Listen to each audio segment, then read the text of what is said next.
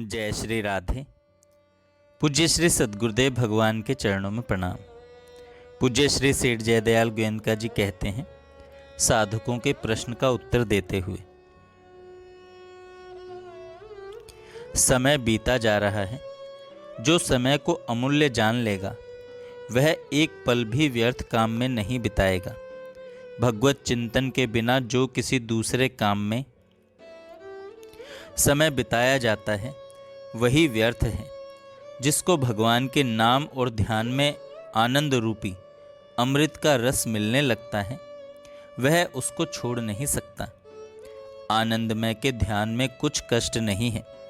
ध्यान तो बड़ी प्रसन्नता के साथ अनायास ही होता रहता है। भगवान की प्राप्ति के साधन में कुछ कष्ट नहीं है। भूल से कष्ट मालूम होता है। भगवान की प्राप्ति का साधन तो बहुत ही सुलभ है। भगवान की प्राप्ति का साधन तो बहुत ही सुलभ है। पिछले पाप चाहे जितने हों कोई चिंता नहीं। निरंतर निष्काम भाव से भजन होना चाहिए।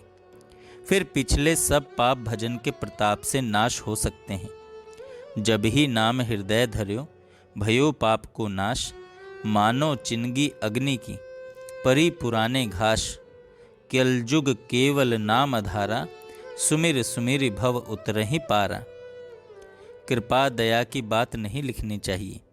कृपा दया तो कृपा सिंधु की सबके ऊपर बनी ही है। समय बीता जा रहा है। असली कमाई को नहीं छोड़ना चाहिए।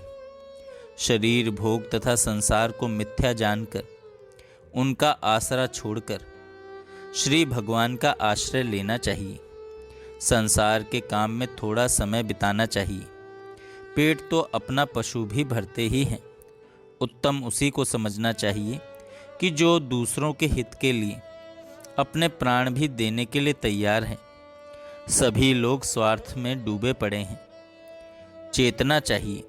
मनुष्य के शरीर का असली फल प्राप्त करना चाहिए। आपने पत्र में लिखा, नाम जप की चेष्टा ज़्यादा हो रही है सो नाम जप की चेष्टा ज़्यादा रहनी ही चाहिए।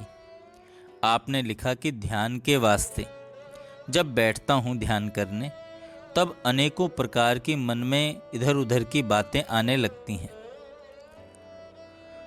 सो श्रद्धा भक्ति सहित नाम का जप और मन में सगुण भगवान का ध्यान हो, इसका पूरा प्रयास करना चाहिए। फिर कोई हर्ज नहीं। आपने लिखा कि वैराग्य के लिए विवेक पूर्वक विचार का अभ्यास ज़्यादा करने की चेष्टा करता हूँ सो ठीक है।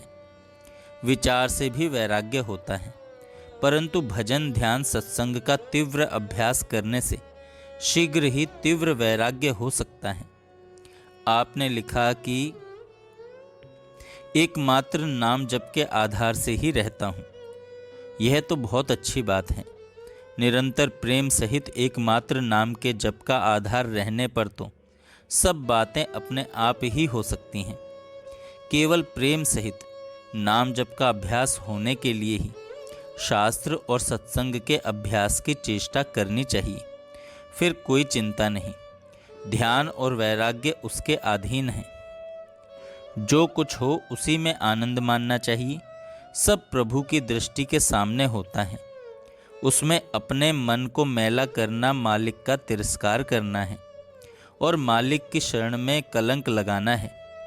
सब कुछ भगवान का है ऐसा समझना चाहिए। स्वामी अपनी वस्तु को चाहे जिस प्रकार बरते, सब उसी का है। मैं भी उसी का हूँ, मेरा तो कुछ है ही नहीं, ऐसा मानकर हर समय आनंद में मग्न रहते हुए प्रेम सहित निरंतर श्वास द्वारा नाम जप होता रहे ऐसी चेष्टा करनी चाहिए। नाम के जप के साथ साथ भगवान की मोहिनी मूर्ति याद आने के लिए विशेष चेष्टा रखनी चाहिए। उसको अपने मन से और नेत्रों से कभी न भूलें। हर समय अपने सामने देखता हुआ प्रसन्न चित्त से आनंद में ही मग्न होता रहे। आनंद में ही मग्न होता रहे।